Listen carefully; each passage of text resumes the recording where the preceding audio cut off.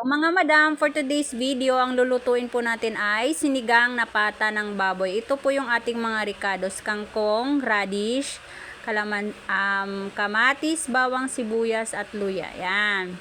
Tanglad at ang pata ng baboy. Yan. Pinakuluan na namin yan ng pressure cooker. Yan. Para malambot na siya mga madam. Ang una natin gawin ay mag-init tayo ng mantika. Yan. Mantika. At ilagay natin ang bawang. Yan, bawang. Lagay natin yung bawang. Hintayin natin magiging brown mga madam. Para talagang malasa siya. Yan.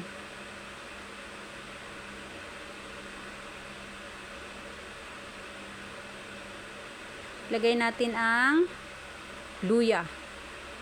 Luya. Sanda makmak na luya at ang sibuyas. Yan. Pag kami dito nagsinigang madam sa bahay, marami pong luya. Yan. Para malasa siya. Yan. Hintayin natin magiging brown ang mga ricados natin mga madam. Saka idagdag ang kamatis. Yan. Yan. Magdagdag na rin tayo mga madam ng patis. Yan. Para totally malasa siya. Yan. Yan. At saka natin ilagay ang yung naka-pressure cooker kanina na pata ng baboy. Yan. Malambot na yan siya ng konti mga madam. Yan. Yan. Yan. Lagyan natin ng konting asin. Yan. Yan. Halu-haluin. Para pantay yung lasa niya. Yan. Halu-haluin. Kailangan mga madam, pigang-piga ang mga ricados dyan mga madam. Yan. Dagdagan natin uli ng patis. Yan. Kailangan po pag nagluluto tayo, ang mga ricados ay pigang-piga upang ito ay malasa. Yan. Haluin lang ng slight. Yan. Ipaibabaw yung mga ricados para malasa siya. Yan. Sandamakmak na ricados dapat mga madam sa tuwing nagluluto. Yan. Yan, malambot na yan siya ng konti dyan. Yan, luto na rin yung mga ricados dyan. Pigang-piga na, yan.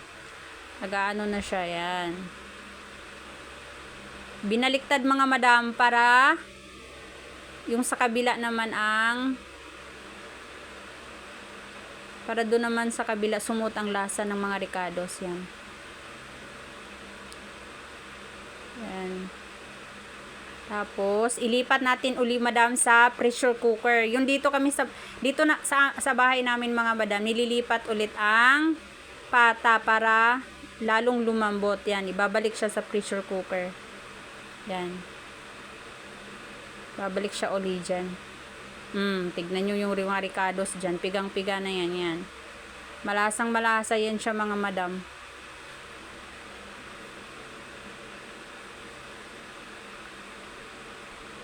Yan. Sa kapakuluan yan siya uli madam. Pakuluan ulit. Yan, isasabay na ang radish. Yan. Saka ang tanglad. Yan, tanglad. Walang kamatayang tanglad mga madam. Yan, kailangan sa tuwing nagluluto ng sabaw, may tanglad. Kasi yan yung nagdadagdag ng lasa sa pagkain. Yan, nilagyan namin ng tubig. Yan. Katamtaman lang yung yan. Yan. Dagdag ng tubig. Kasi pakukuluan siya ulit para lalo siyang lumambot. Yan. Takpan at pakuluan. Yan mga madam. Yan, ililipat na. Tapos na yung pagpakuluan yan, ililipat ulit sa kawali. Malambot na ang yan. Karne niyan mga madam. Tignan nyo, nakikita nyo naman na umuuga-uga yung karne dyan. Yan. Babalik sa kawali. Kasi dito sa bahay madam, gusto namin yung malalambot ang karne. Pagka ganyan, yan. Kumulo na siya, yan. Saka natin ilagay yan, dagdagan muna natin ng konting tubig mga madam. Kasi kinapo sa tubig. Yan.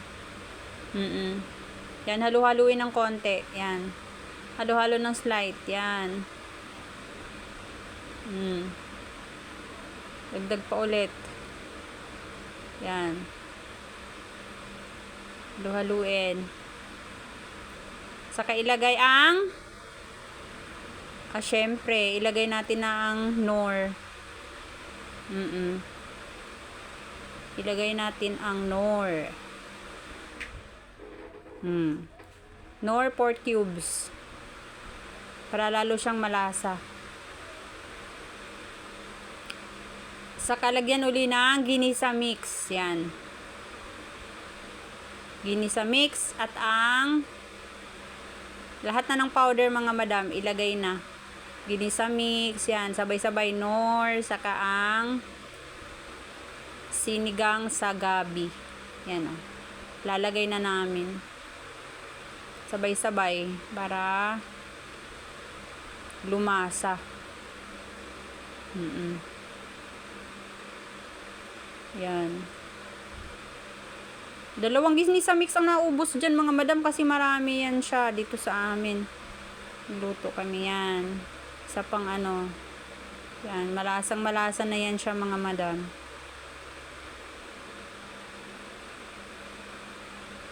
Yan. Saka halu-haluin. Yan. Halu-haluin natin. Yan. Yan. Saka ilagay ang kangkong. Kapag kumulo na siya mga madam, saka na ilagay ang kangkong ha. Yan. Lagay ang kangkong. Tapos yan. Halu-haluin. Para lumubog yung ano. Yan. Halu-haluin. Tapos takpan ulit. Yan. Tatakpan. Yan. Luto na po ang ating sinigang.